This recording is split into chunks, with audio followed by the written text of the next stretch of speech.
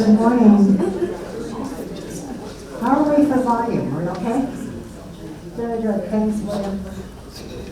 Volume is really important whenever you test the video, and William does. So, and lighting. So, sometimes we let William have control.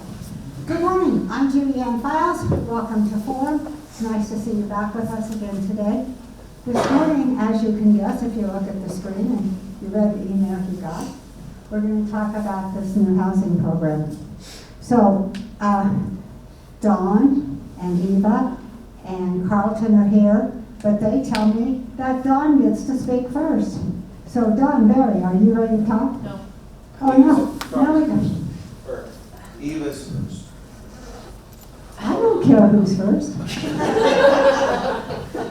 My mistake. Sorry. The girls get to be first. I'm so into who's on first and who's on second, but because of snow, it keeps not happening. Go, Eva. Good morning. I'm Eva Veitch with the Area Agency on Aging over at Region 10. Glad to have you all here today.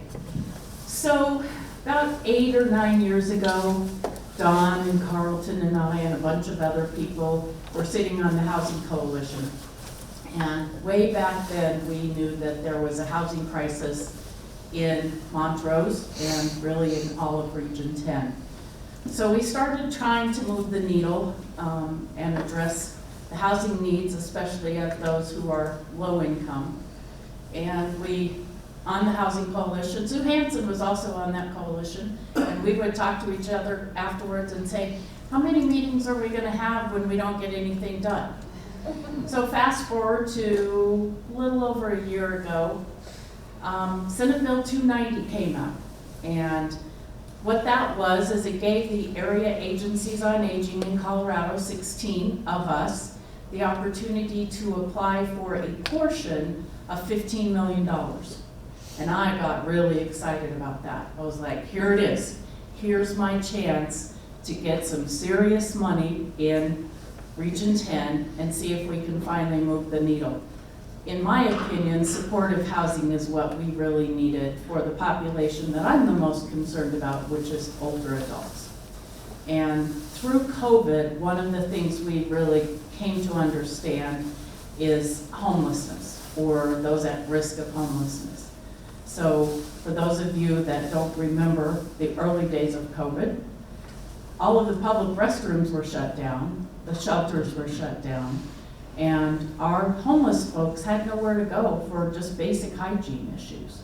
So those of us that work in human services got together and found some money to do things like put people up in motels for a night or two a month so that they could at least take a shower and get a decent night's sleep. In the course of doing that, something really beautiful happened. And we had several situations where young adults that Carlton worked with, youth aging out of foster care, and older adults that I work with found themselves in the same motels. And oftentimes they looked out for each other. So fast forward to Senate Bill 290, and we're at a Housing Coalition meeting, and I'm all excited. And supportive housing, I knew, was the way to help our homeless older adults. Carlton and CASA were already pros at doing supportive housing for youth aging out of foster care. And so the coalition had been talking a lot about many different models of housing. Hilltop was all about multifamily housing and getting families housed. Carlton was about youth. I was about older adults, and we were all working in our own little areas trying to do that. So at this meeting, I got excited and said, hey, you guys, I can probably get like $1 million or maybe more. We can do something about supportive housing. And we looked, I started looking for property. We couldn't find anything. I was really discouraged. Everybody else was kind of naysaying a little bit. We were looking for a motel that we could renovate, anything. And Carlton came over to my office a little bit later and sat down and said, I think we can figure something out. I think it was the next day, Carlton and Don showed up at the office and we went for a ride. And we started driving around town looking at lots, and here we are today. It's a beautiful thing. So this is the village on San Juan, and what we're trying to do is meet the needs of those who are most vulnerable in our community. Have y'all been over to Shepherd's Hand? Anybody driven by there? So it's right down the block from my office at Region 10. We have a hot meals program over there. So through that program, I've gotten really familiar with Shepherd's Hand and their clientele. And believe it or not, a lot of our homeless population is over 60. And that's a growing problem nationwide. We have a lot of people in this community who are without a place to call home, and they are well over 60 years old. So this is a multi-generational supportive housing community, 18 to 24 years of age and 62 and older.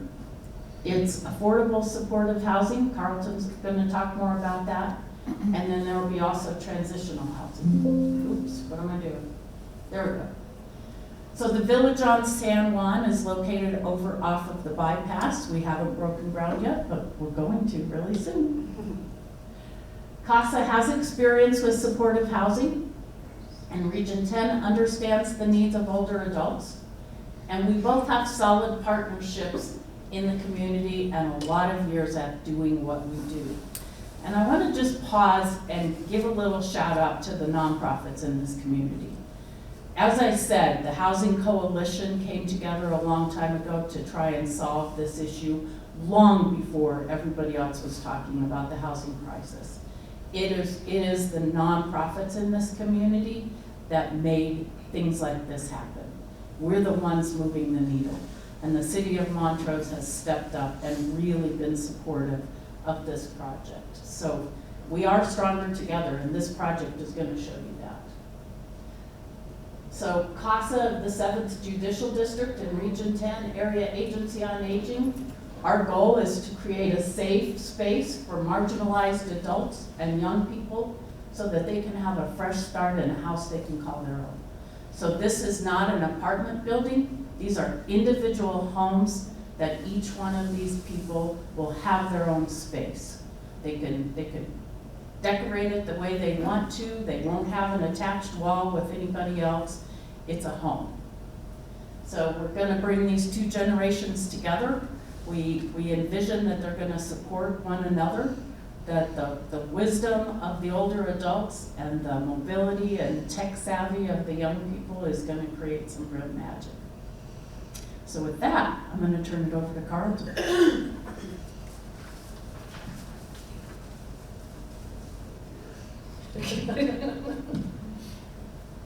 So I'm supposed to talk and push a button at the same time. Could challenge me. Let's get that done first. Yeah, I want to back up too a little bit and give you a little bit of history on how we ended up here, because CASA traditionally has been in the community for about 22 years, going on 23 years this year. Our name is Court-Appointed Special Advocate, which means we do a lot of advocacy for youth that have been experienced childhood trauma and are either still in the home or quite often removed from the home. So with that idea, the organization has stayed focused on that particular need. How do we assist young people that have experienced childhood trauma, and the effects of that play out in homelessness, in health issues, in mental health challenges. There's just a lot of things that just continue for years after that occurs. Probably 7 years ago, some of you may recall, we built a tiny house. Worked with Habitat on that, spent I think a year and a half building a 240 square foot little house on trailers. It was the longest, slowest build I've ever participated in. But during that build, we began to see, we saw a lot of things. We saw what kids could do when they learned that problems weren't a crisis, that they could actually just be solved. We began to see what would happen when trusting relationships were built with young adults and the changes that could occur in their own personal journeys. Just a lot of stuff happened around that, and when we got done, we also recognized, as Eva pointed out, that there's still this housing issue. And 50% of the kids that come out of foster care are gonna be homeless within the first 2 years. 67% of them are gonna have criminal charges within the first 12 months. 3% of them might go to college. And a high percentage of them are using our our healthcare system. Very high percentage. And meanwhile, if that's not enough, our young people are being trafficked, sex trafficked, they're selling themselves, they're engaging in whatever they need to do to try to survive. And a lot of that ends up with addiction, it ends up in poverty, it ends up, quite frankly, sometimes not even being employable. So how do we step in? About that time we met one of the regional coordinators for the Division of Housing here in the state of Colorado, and she sat down with me and said, Carlton, you need to use supportive housing. You need to use supportive housing. And at the time they called it permanent supportive housing, and everything in my whole body cringed. Like I was like, why would I tell an 18-year-old he needs to be on permanent supportive housing? But with the help of the state, we were able to create a model, and it was the first here in the state of Colorado to actually address homelessness using a supportive housing model for kids that were 18 to 24 that were maybe coming out of systems or had imminent risk for homelessness. That model ended up being implemented here in the city with the city's support before anybody realized they didn't like supportive housing. It was done. And it had actually been in place for probably 2 or 3 years before we really caught on to this idea that supportive housing doesn't sound good, but it can be good. It can be real good. We took these kids in 2018. I think it was 2018, we housed them. We didn't know what we were doing. It was chaotic, it was a mess, it was frustrating. It lacked a lot of appreciation. In other words, you work hard and at the end of the day you still go home and you're like, do they care? Because we anticipated a change in behaviors in a very rapid, short amount of time that was just unrealistic. And so the problem isn't supportive housing, the problem is the community expectations that we put on people regarding how quickly they should change and how they should respond to our efforts. That's what had to be addressed. And as an agency, that's what we began to look at. How do we actually care more about this kid, more about their long-term health and well-being, their life, and a little less about getting what we want out of this relationship.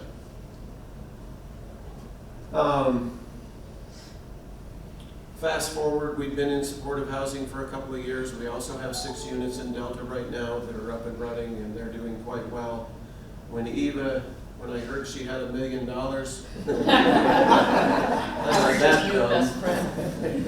I may not be able to talk and push a button at the same time, but I can definitely think about $1 million and put a project together. Yeah, we immediately reached out and said, why don't we build on this and why don't we create a community that brings together our older population and our younger population?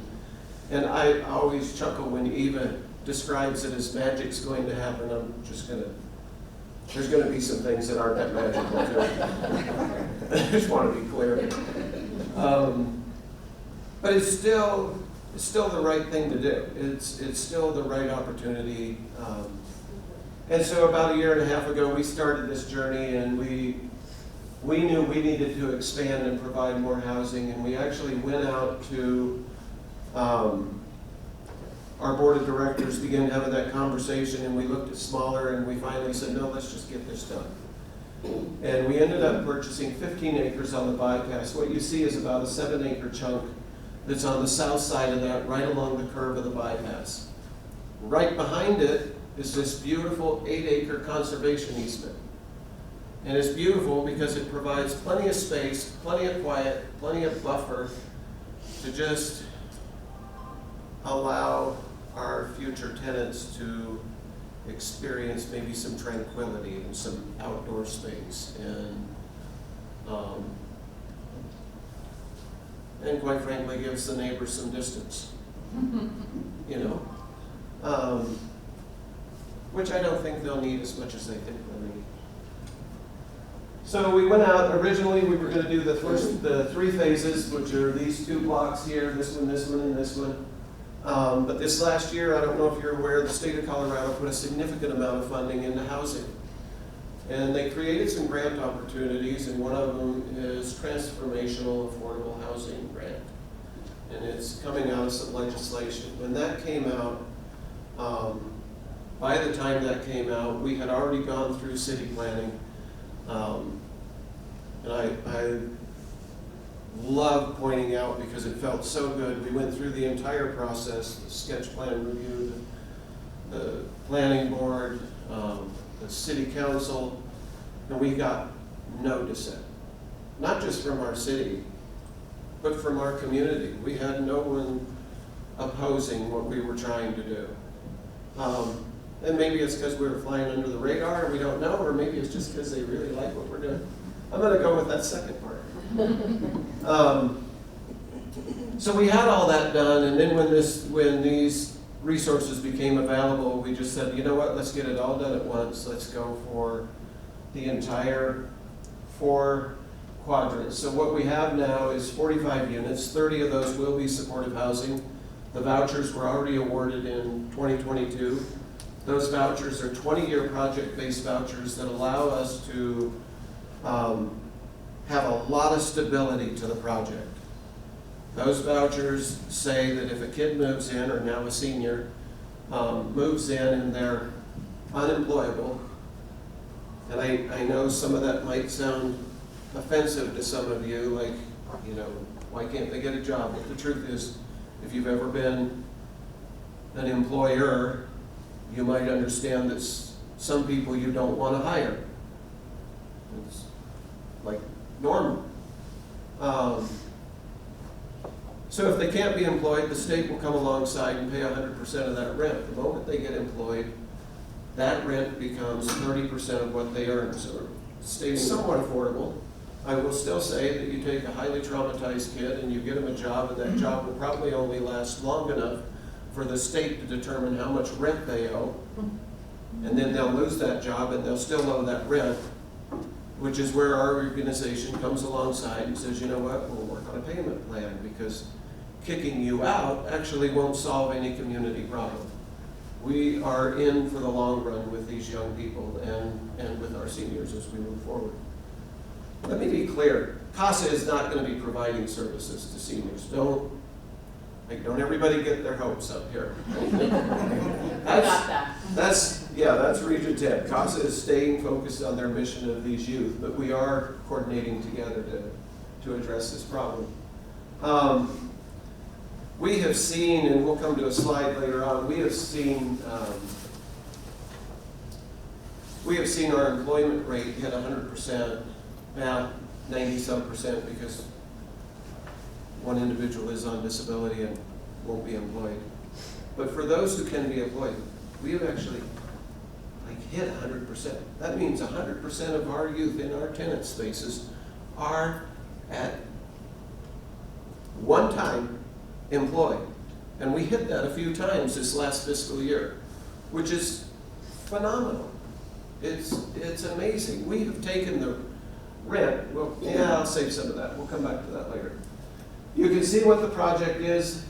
We have the 30 units of supportive housing. We have 12 units that will be affordable housing at 80% AMI. We will work with Housing Authority. We will, work with families that just need affordable housing. We just felt like for the health of the community, we needed that mix. We needed the breadth of a demographic. And then there are 3 bridge housing units, which on the other side we'll call transitional. I call them bridge. Those are units that will be available up to 36 months. They're short-term. They're to kind of do stabilization for a family. When I say family, all these houses you'll notice are very small. They're 470 square feet, the majority of them. They are 1-bedroom homes. Our goal is not to provide long-term housing for, the next 25 years to these young people that come in. That's one of the reasons it's designed as a single bedroom, because we all know what happens around those ages of 19, 20, 21, 22. Families grow. We needed them to grow out of these units so that we can continue to move them along and provide housing opportunities for other young people. Some of the units are 2-story, they have a little bit of extra room in a loft, and then some of them are 2-bedroom units. But they're all very simple. I'm hoping they won't all be green. Some decisions aren't up to me, I guess. And you can see they will all be spread out. I'll go back a couple. If you'll notice, they're actually set out in clusters of 3. Those 3 homes will have a mix of both our youth and seniors. In other words, our goal is not to have everybody separated out, but to actually mix them up. So when you walk to your home, hopefully you see the neighbor on their porch and there's a greeting or there's an exchange. We can begin to build some relationships. It'll have a community building, that'll have a kitchen in it, so there'll be some group areas where they can either have a barbecue or maybe a birthday party or do some type of activity. They like crafts, whatever, those kind of things. Yeah, and this goes back to why do this? Over the last 3 or 4 years as we've been in supportive housing, it's like anything. It can be done well and it can be done where it doesn't actually achieve the results we hope for. Sometimes it's about changing the results you hope for, and sometimes it's about changing the inputs, what we do. You know, as a team in our office, there's something that I constantly remind my staff about. There's only one thing you control, and that's how you respond. And with supportive housing, that is like so fundamentally true. You cannot control. These are adults that move into these homes. They are treated like adults. They have the same rights that you have in your own home. And once you shut the door of your home, you have a lot of rights. There's not much that anybody can do there. But these young people come out of foster care, a lot of them. Some of them are just struggling. They weren't lucky enough to get into foster care. They actually just saw the breakup of the family without any assistance or intervention. They're not prepared for a life's adult responsibilities. And quite frankly, I wasn't prepared for adult responsibilities at 18. No fault of my parents. It's just, I'm a guy and I grow up slow. This is also, like Eva pointed out, an opportunity to bring these 2 ages together, see if we can create some support systems. We have found with many of our young people that we serve that while there may have been a broken relationship with family, like mom and dad, there's quite often a much healthier relationship with grandma or grandpa, that generation that separates the 2, or that is past that.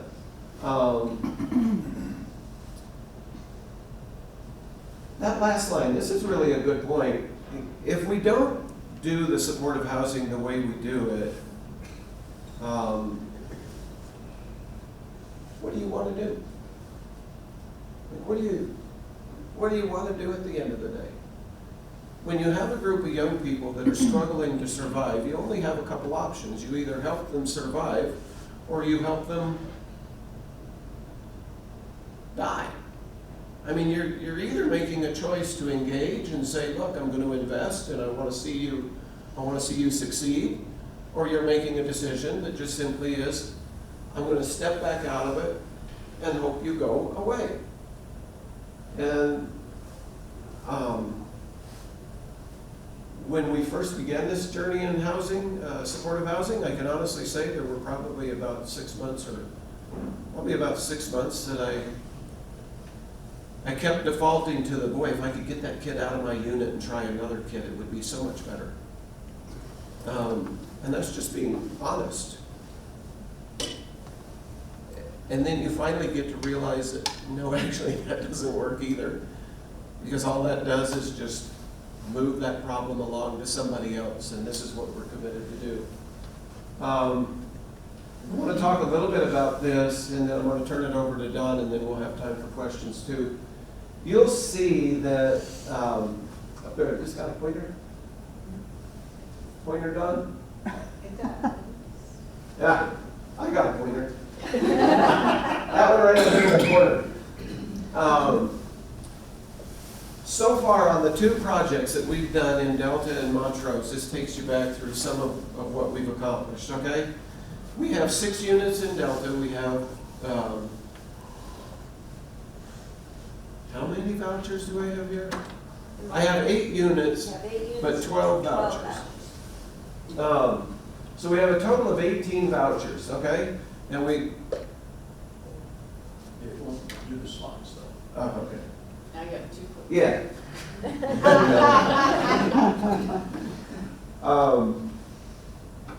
In those 2 projects, we have a total of $900,000 of taxpayer investment, okay? Those are state funds that came through.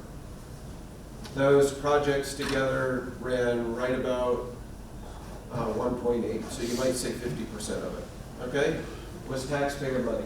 That taxpayer money, though, don't misunderstand, it doesn't come into the community and then kind of disappear in some ambiguous service that, you know, the money ends up back somewhere else. No, that money actually got spent right in those communities, paying contractors, paying engineers, paying laborers to actually do work. So there's a 5-time multiplier on that money for the investment for the community.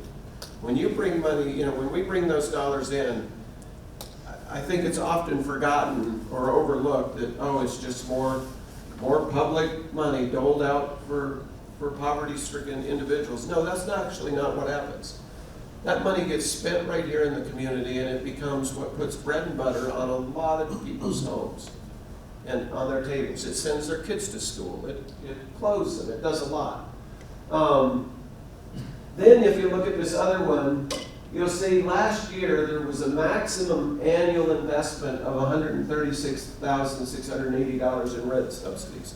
So that means if I took the 20-year project-based vouchers and I said the maximum the state can give me, because there's so much for a 1-bedroom, so much for a single resident occupant, and I add all that up, and I don't subtract any of what the kids work. I just say the maximum amount they could give me in a year in subsidies would be $136,000, okay? So that is rental income that comes back into our organization that actually puts food on our employees' tables, that takes a bunch of struggling young people off the street. It's money, once again, invested into this community. So right now, there you see we're just over $1 million, okay? Third, this is the third source of income, because I want to go through the incomes and then I'll show you where the savings are. Third, you have, I'll use my clicker.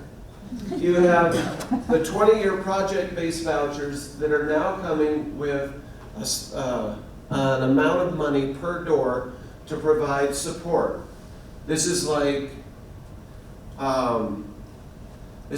the car broke down and this kid needs to get to work. So let's take some money and put it into fixing the car so they get back to work.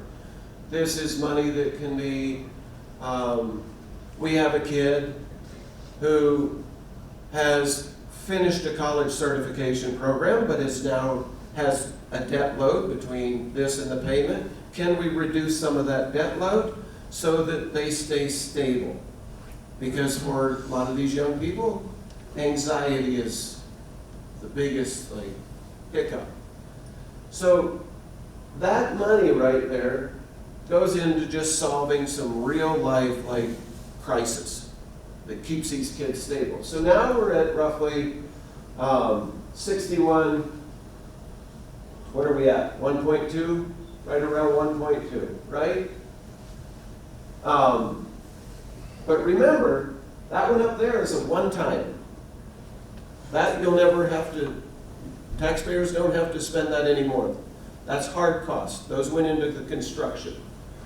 So annually, you're looking only at roughly $200,000. Now you come back to this and you say, all right, the savings of putting a kid in supportive housing over emergency shelter, when you look at what emergency shelter would cost per month, okay, there's a savings of $365,000. That one I'm like, yeah, I can see it, but the truth is, if we're not here, they're not going in emergency shelter either, just going to stay on the street. But that would compound some other problems, okay? You look, we track annually the national data on how many emergency room visits are a young person going to have coming out of foster care or someone struggling with homelessness. We last year, and this was much higher the year before, but this past year a couple babies were born. And so we had a higher usage of the emergency room, but there was still, in a reduction of emergency room visits, a savings of around $24,000.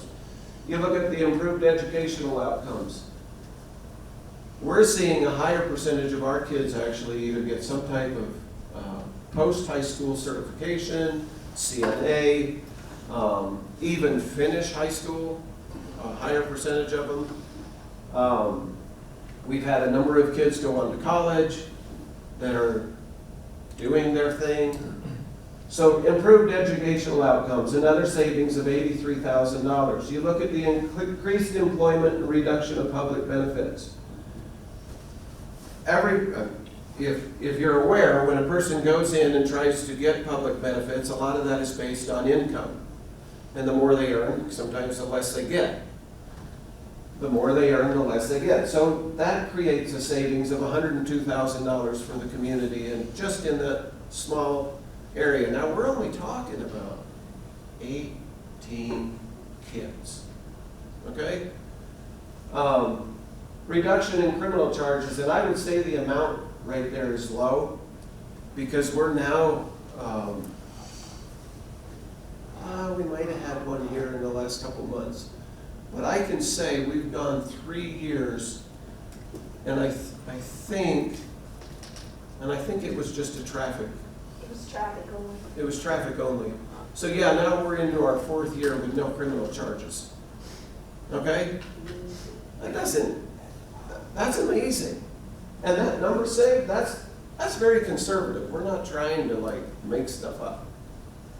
Very conservative. That means they're not in our courts, they're not sitting in our jails, they're not breaking into my house. right? Right? And they're not stealing from your Main Street business. I mean, there is all these ancillary benefits that are coming along because we have stepped in and said we're going to take care of these kids. We're going to help them out. One of my favorites, though, is this one over here. When we started in 2018, the state was paying 92% of the rent. I should give you, if you're interpreting this right, that means they're not working. The state was, kids out of, at the time, the 12 young people we had, only 8% of the rent was being paid by those young people. Last year, 12 months, we were at 48%. That's a huge reduction. In other words, that's where we're coming back and we're saying to you as taxpayers, that's a good investment. In 1 year, we've dropped what the state is paying in rent for a consistent down to that 48% is what they were, what the state paid. So it works. What we calculated is last year our return on investment was around $689,000. For the last 3 years, we've seen those type of returns ranging from $600,000 to close to $800,000 a year just in savings. It's worth it. it's the right thing to do. And it really crosses whatever your like ideology is or your political persuasion. Let's figure out. I mean, the option of not engaging is, like I said, basically saying we don't want you to live in our community, but I would say it's even more seriously, it's like we don't want to engage with you, we don't want to participate with you, we don't want you. For the young people we serve, that's a message they've already heard. And it's a message they don't need to hear again. And I'm really grateful to say it's a message that this community seems to understand, and they are not giving that message. This community has been phenomenally supportive of our work and our efforts, and I think this is, coming back to something Eva said, I think this is a great example of your nonprofit community doing what they're supposed to do. Taking the lead on a specific social issue and then galvanizing the support of their local government, their state government, to come in alongside of them and say, we're going to support this work and we're going to assist. And that's kind of where we are. I think, Don, did I go through your slides? Wrong clicker.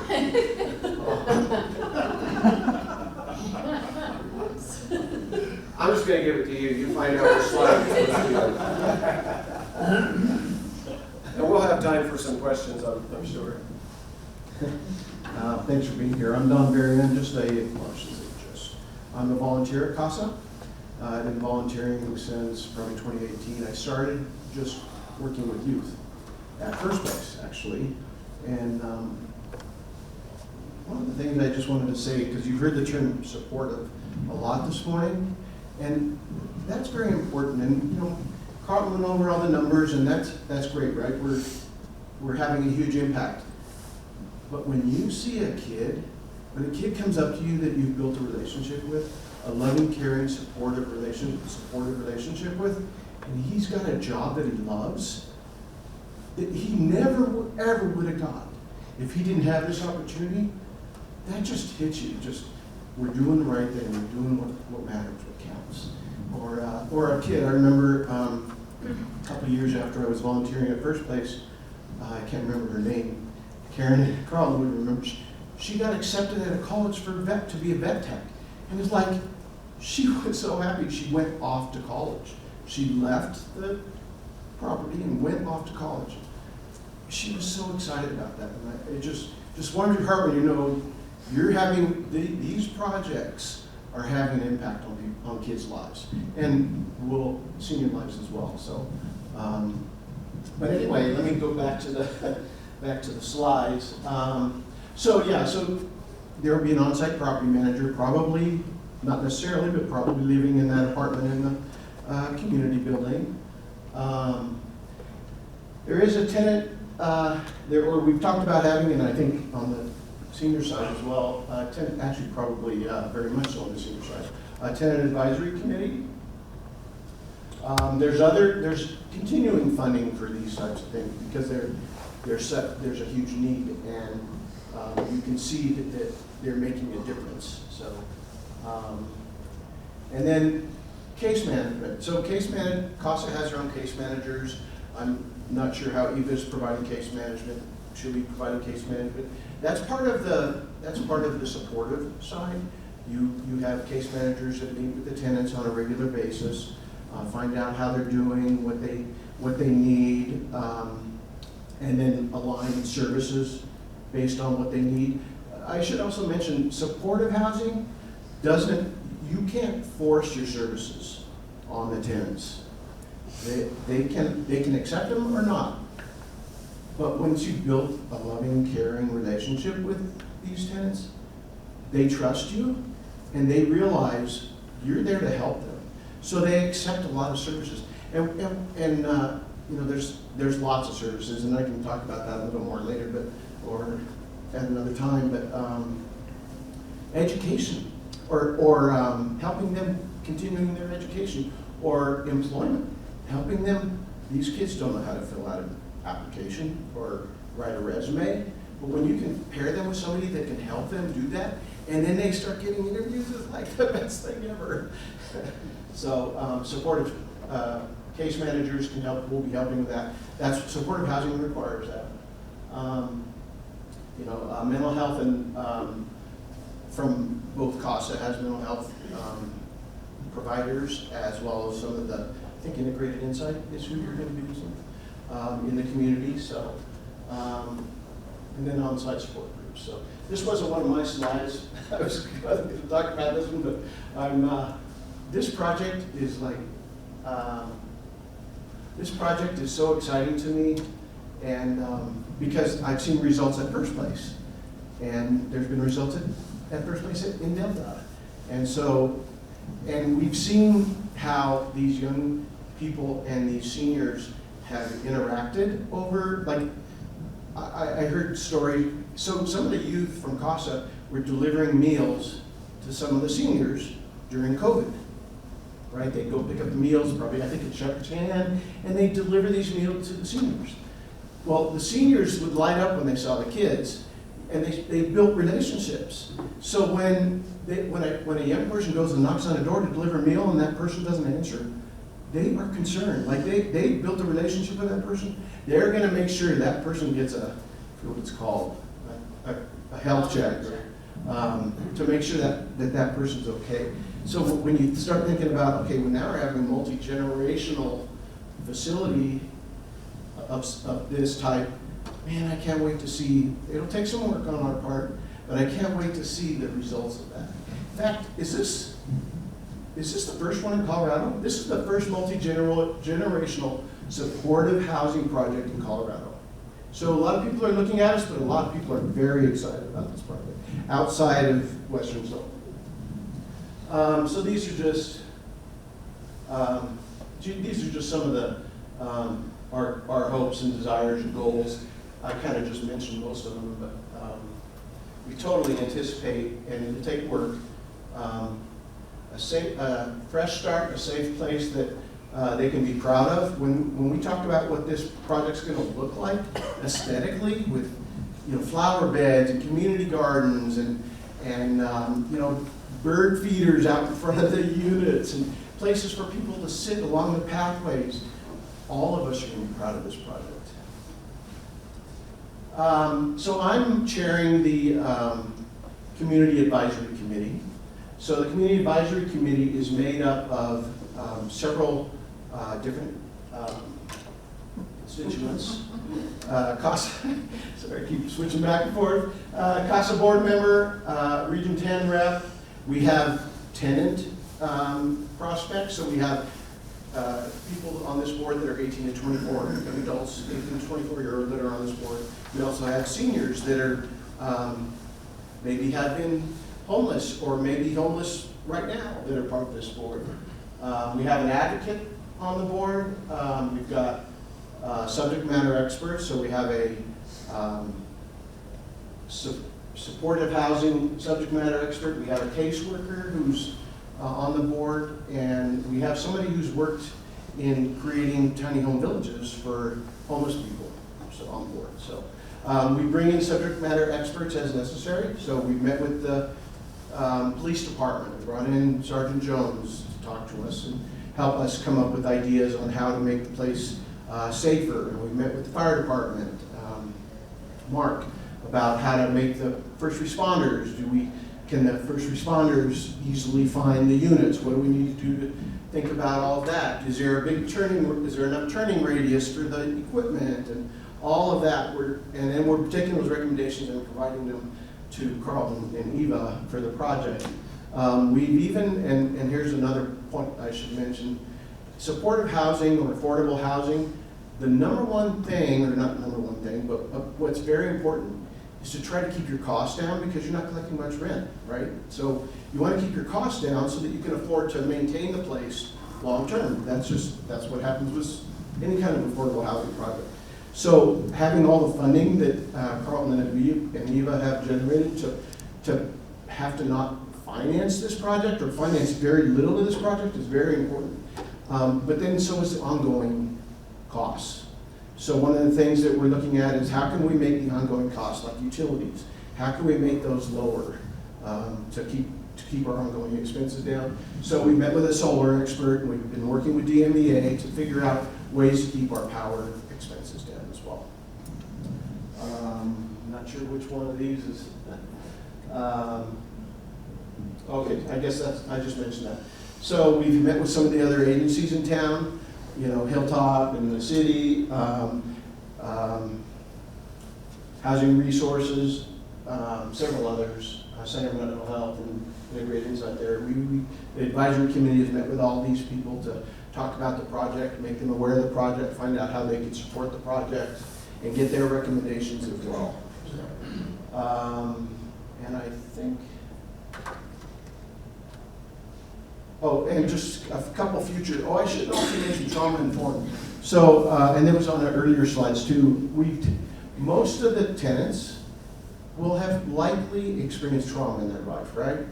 I mean, they're coming from homes that weren't probably very supportive or not supportive at all, or they've been homeless already, and they have some sort of trauma. So we take that into account for the design of this project. How can we make this more friendly for people that have been through trauma? And that's a very broad category. It's really hard to do that, but we're committed to doing that.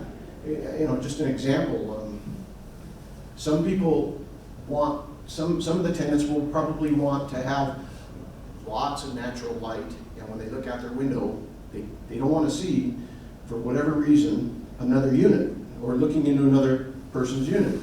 Okay, well, the way this is designed helps with that. Another person that went through trauma is going to say, I have to have blackout blinds. I can't have light coming in for whatever their trauma might be. There's a lot of different things that we need to be aware of when we're designing this, but the advisory committee is trying to figure all that out and provide recommendations to the project owners. So, and I think that's it. Did I leave anything out? Okay, so we're all here for questions. If you do want to attend a community advisory committee, I highly recommend you start following CASA of the 7th Judicial District on Facebook, and we'll make sure we have meeting invites or meeting information out there. Great, thank you. Thank you very much. Excuse me if my voice cracks. Questions? Of course, Jim. And should we recognize Jim as being a board member for CASA? Yeah, I've been there for, I think it was 14 years. The question for you, CASA tracks historical costs and things like that, and it comes out to about savings and return on investments about $38,000 a door based on the needs of youth. I know you haven't had an opportunity to look at what the savings for seniors are going to be, but what are some of the differences between the needs of seniors versus the needs of our youth, so you'd be able to track that? Well, I will say that for our older adults that are, we'll just say the ones that are on the streets right now, those folks are using the emergency room at the hospital for health care, and oftentimes they're not using the homeless shelter for housing because they can't take their pet. We're running into that a lot of times. They're not using other resources for a lot of reasons. So they're using the highest dollar resources because that's where they're comfortable. So they're going to the emergency room, they're using some really, really expensive resources. For our traditional consumers that we serve, if we can keep somebody out of a skilled nursing facility with our basic services, it costs us about $6,000 a year to provide basic services. And one month in an assisted living, in a basic assisted living, 1 month is about $4,000. So that gives you a little bit of an idea. Most of these people that are on the streets right now, if they continue to stay on the streets as they age, will end up in skilled nursing care. It's a guarantee. We have a facility here in town that houses a lot of these folks. When they end up in the emergency room, it's usually because they've got mental health issues, they've got serious chronic medical issues, and it gets to the point where the emergency room is just not an option anymore, and they will end up in long-term care. And that costs the system about $80,000 a year. So if we can house them, if we can get them off the streets, and we can help reintegrate them into society, and we don't expect that the older adults, unlike the youth, our older adults are not likely to transition out of these homes.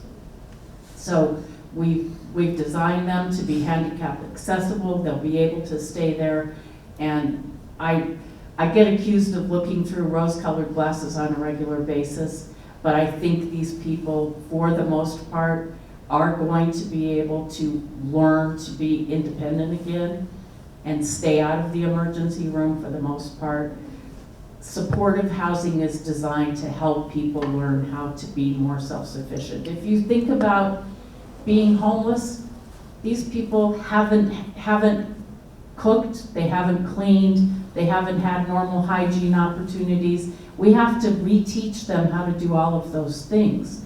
But if we can do that, their health is going to improve, their mental health is going to improve, and just like Carlton has experienced less emergency department visits with the youth, I think we're going to see a dramatic decrease with that with the older adults as well.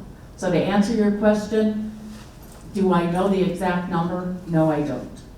But I am very optimistic that we're going to see a huge decrease in the cost that these people are generating right now. I'll commend you for having this mixed use, because I think a monoculture is a recipe for the disaster. But so these youth are aging out of foster care and other things. What happens when they age out of this, or is 24 and you're out? No, what we're seeing, there are options available for them, and that's actually the primary question that the state of Colorado asked us too, because we have a very limited scope in our tenant selection plan. And legally, it is supportive housing, and there is kind of that permanent attached to it. What we have seen, though, we have a pretty healthy turnover. And when I say that, I mean it's not like I've had kids come in for a year and a half. I had one young person come to me and say, you know what, I've been here a year and a half. This is actually too easy. I need a little bit more. I need a little more push. I'm going to move out.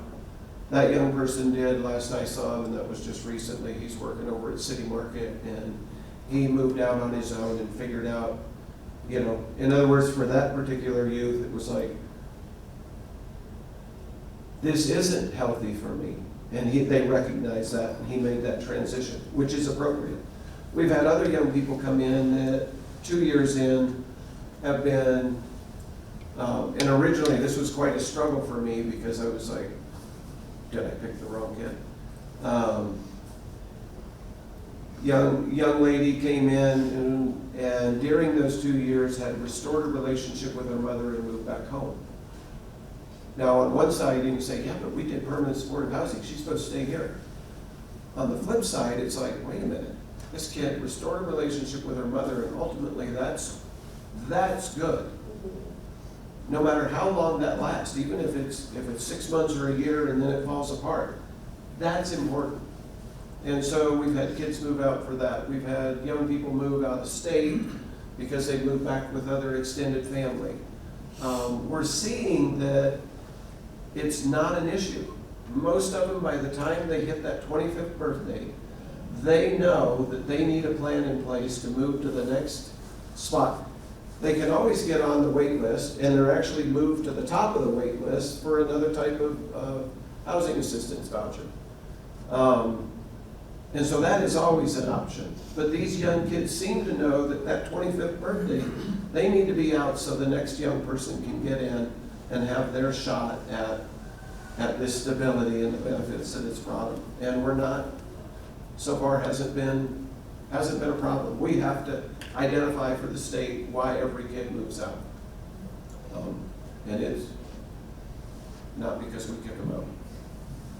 I have a question about actual timeline and construction. Are these going to be pre-assembled and moved on to the site? Are you stick building? What does the whole site plan look like? Sure, glad you asked that. So, we are working with Stryker and Company. We are scheduled to break ground May 22nd. And the only caveat to that is I have to finish up a federal requirement, which is a National Environmental Protection Assessment. And it is well underway, and we're hoping it's finished, but it also requires notification periods and things like that. So our target date is May 22nd. We actually meet, our request with the Division of Housing has been approved by staff, and we'll go to the State Housing Board on the 28th, which is just next week. And we have every reason to expect that'll be approved. So we have the funding sources together. Groundbreaking. We are going to build on site. We've looked at some other options. At the end of the day, a couple of things play into it. One is my background was actually in construction before I got into this. I'm not even sure how to define this, into this. But I love this, so it's good.